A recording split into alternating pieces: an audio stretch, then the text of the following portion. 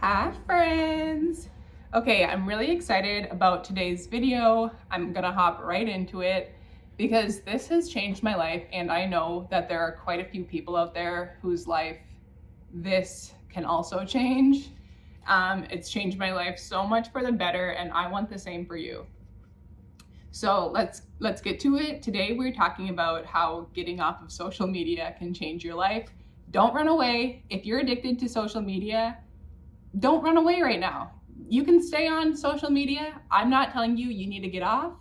I'm just telling you, I just want to share with you my story. Maybe it will inspire you. Maybe it won't. You need to do what's best for you, but I do encourage you, if you're on social media quite a bit, just to listen to this. So while I was living in Mexico City, this was probably like 4 months ago, I was scrolling on my phone and I got an ad that says, "Do you have dopamine addiction?" Maybe you've seen this ad. And there was like a guy on his computer, and then he's on the TV, and then he's looking at his cell phone. And I was like, yeah, that's that's me. And that's the first time that I realized how addicted I was to social media and just to being on the internet in general, like to technology in general. I was either on my phone, for me it's phone or laptop.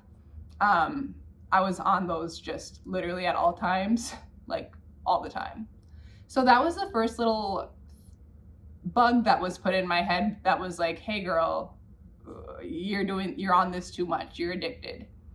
Then I went to India, and while in India, I went to the Taj Mahal, which is such a stunning sight that I decided I'm not gonna go on social media. I'm not gonna post like in the moment about my experience at Taj Mahal. I want to just cherish this experience.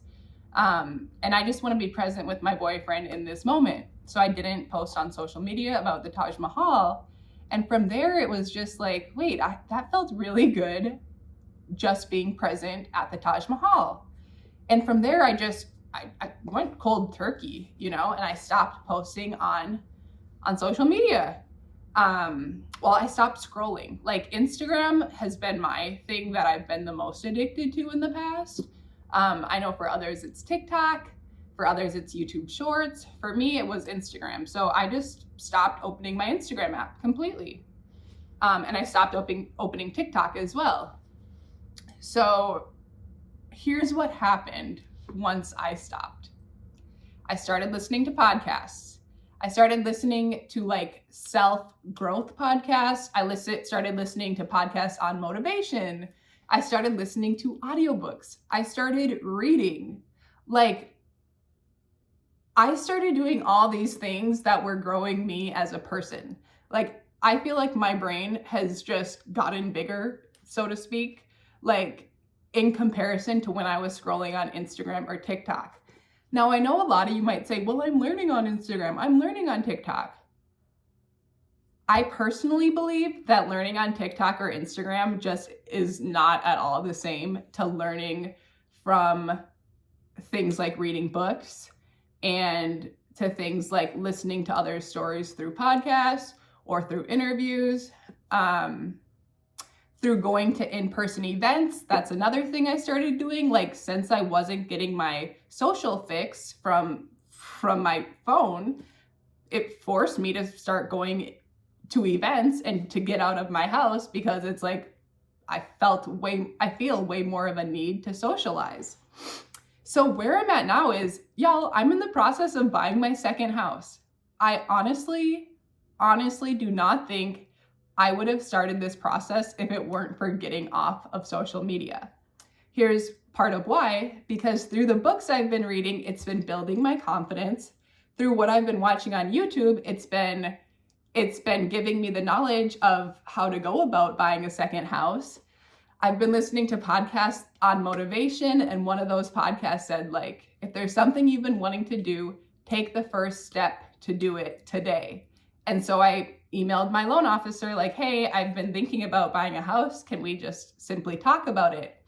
And y'all, I honestly would not have done that if I were still on social media.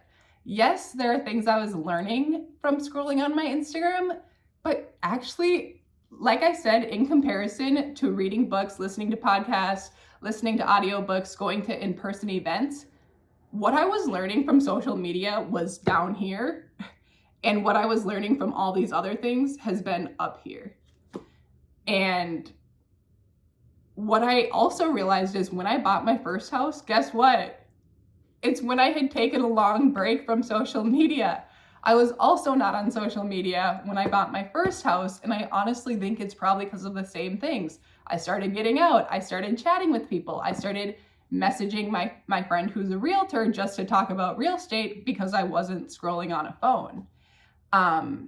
And also since I've stopped being on Instagram this time around, I have started volunteering at a local school. There are just so many things I've been doing. I've started making a new art exhibition, and yeah, y'all, it's kind of just wild. I did not realize how much scrolling could be holding me back.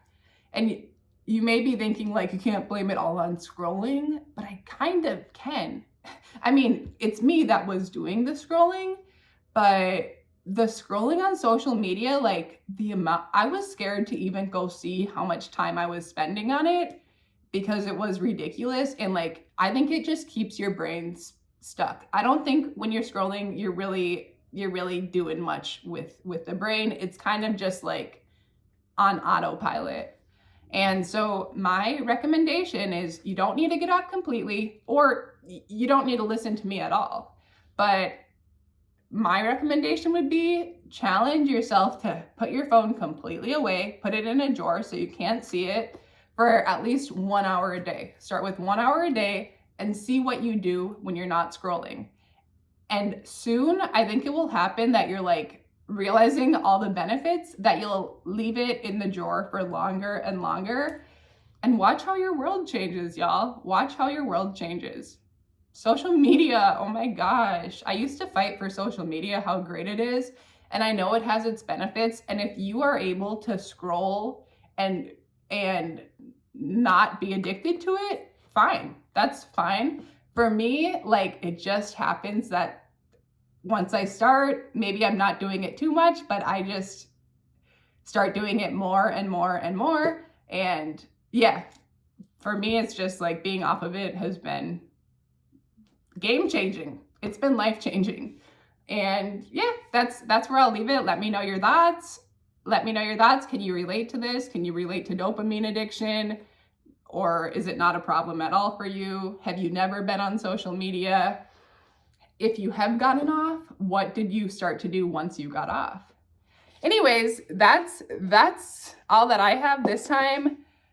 Let's go, let's grow, be your best self. The more knowledge you have and the more self-confidence you have, I think the better your life is. And I think getting off of social media can help you with, becoming just a better person in general. Okay, that's it. I love you all.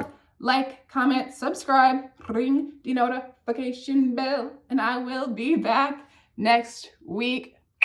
Love you all. Bye.